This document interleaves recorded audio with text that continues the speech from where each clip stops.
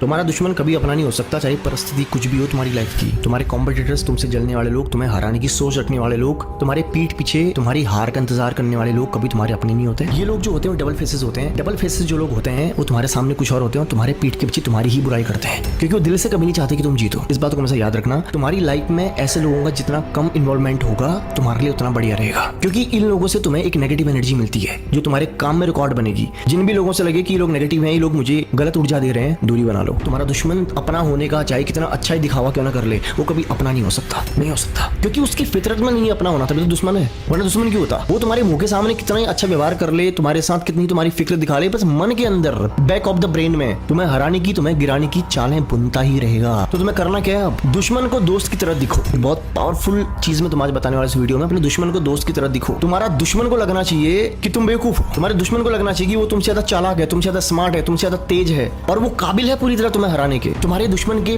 Back of the brain में लगातार चलते रहना चाहिए, क्योंकि जब सामने वाले को लगता है तुम्हारे अंदर दम नहीं है, तब वो अपने अंदर का दम दिखाना शुरू करता है, क्योंकि हर किसी के अंदर अहंकार होता है, घमंड होता है। और जब हम अपने आप को सामने वाले को छोटा दिखाते हैं ना, तो सामने वाले के अहंकार को ऊर्जा मिलती है, उसके घमंड को ऊर्जा मिलती है, और वो अपने अंदर की एनर्जी, अपने अंदर का फोकस, अपने अंदर का डेडिकेशन और अपने अंदर की सारी एबिलिटीज तुम्हें खुद में खुद बताना शुरू कर देगा। जब तुम ये बात जान जाओगी, तुम्हारा विरोधी कभी तुम्हारा अपना नहीं हो सकता, तुम्हारा दुश्मन कभी तुम्हारा अपना नहीं हो सकता, वरना दुश्मन ना होता तो तुम भी उसके साथ वैसे ही रहो जैसे जैसे वो रह रहा है। सेम चीज तुमने कॉपी कर रहे हैं, इसको कहते हैं मिररिंग टेक्निक। अपने दुश्मन को उसके जैसा ही दिखो। अगर वो तुम्हारी फिक्र करता है तुम भी करो, अगर वो तुम्हें अच्छा होने का एहसास कराता है तुम भी करो। तो ये चीज ना उल्टी हो जाएंगी। उसको लगेगा कि उसकी अच्छाई का, उसके भलेपन का तुम पे अच्छा प्रभाव पड़ रहा है, लेकिन उसको ये बात पता नहीं कि तुम यहाँ पे मिरर टेक्निक का यूज कर रहे हो, तुम सिर्फ दिखा रहे हो। समझ में आ रहा है ना मैं क्या कहना चाह रहा हूँ तुम्हें? अपने दुश्मन को दोस्त की तरह दिखो। उसको पूरी तरह समझने के लिए, उसको डीपली अंडरस्टैंड करने के लिए तुम्हें उसी की जैसी चालों को समझना पड़ेगा। बहुत जल्दी तुम्हें एक सरप्राइज मिलने वाला है और बहुत धमाकेदार चीज तुम्हारे सामने आने वाली है। मतलब मैं तुम्हें ये कहना चाह रहा हूँ कि तुम्हारी लाइफ की 75% चीजें ना मैं फुलफिल कर दूंगा, 25% तुम्हें सिर्फ एफर्ट करना है, अप्लाई करना है बस।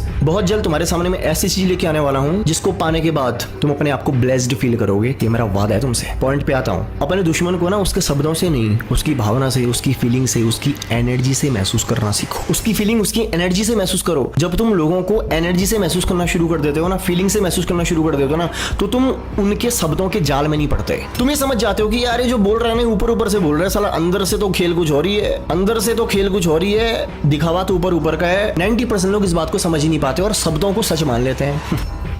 आदमी बेवकूफ कब बनता है? आदमी तभी बेवकूफ बनता है जब वो शब्दों को सच मानता है। वो फीलिंग्स को नहीं समझ पाता, वो एनर्जीज को नहीं समझ पाता। और जब जब वो शब्दों को सच मानता है, उसे शब्द सच लगते हैं, क्योंकि शब्द तो खेल है। कुछ भी कहा जा सकता है, कुछ भी यकीन दिलाया जा सकता है, कुछ भी मनवाया जा सकता है। शब्दों की पावर इतनी खतरनाक होती है, लेकिन एनर्जी झूठ नहीं बोलती, इंटेंशन झूठ नहीं बोलते, इरादे झूठ नहीं बोलते। लेकिन वो तब नहीं बोलते जब तुम्हें महसूस करने आए, समझने आए। वो मैं तुम्हें सिखाऊंगा। अपने दुश्मन की बॉडी लैंग्वेज को, उसकी टोन को कॉपी करो, उसको ये दिखाओ कि तुम उसी के जैसे हो। इससे क्या होगा? उसका भरोसा बढ़ेगा तुम्हारे ऊपर पे, और उसका भरोसा तुम्हारे ऊपर बढ़ना बहुत जरूरी है खेल में तुम्हारे जीतने के लिए। तुमने बैकएंड में रह के काम करना है और उसको ये फील करवाना है कि वो सुपीरियर इंसान है, वो बहुत पावरफुल इंसान है, उसके जैसा कोई नहीं है। क्योंकि जब इंसान को एक बार घमंड हो जाता है ना, ये फील उसके अंदर आ जाता है कि मेरे को कोई जज नहीं कर रहा, अरे किसका जजमेंट चलेगा मेरे आगे, मेरे को हराने वाला पैदा ही नहीं हुआ। ये फील आना बहुत जरूरी है। यहीं से वो हारना शुरू करता है, क्योंकि वो जब ओवर कॉन्फिडेंस हो जाता है ना, तो फिर उसको नहीं पता कि तुम्हारी तैयारी क्या है, उसको पता ही नहीं कि तुम क्या इंसान हो। तो फिर उसके बाद तुम्हारी असली चीजें उभर के सामने आएंगी धीरे धीरे धीरे धीरे धीरे धीरे। क्योंकि एक बात याद रखना, तैयारी कौन करता है? तैयारी वो करता है जिसके पास होता नहीं है, जिसके पास है वो किस चीज की तैयारी करेगा। अब ये रूल काम कैसे करता है? जब तुम किसी को यकीन दिला देते हो कि तुम फुलफिल इंसान हो, तुम किस्मत वाले भी हो, तुम्हारे पास सब कुछ है, तुम्हारे पास पावर भी है, दिमाग भी है,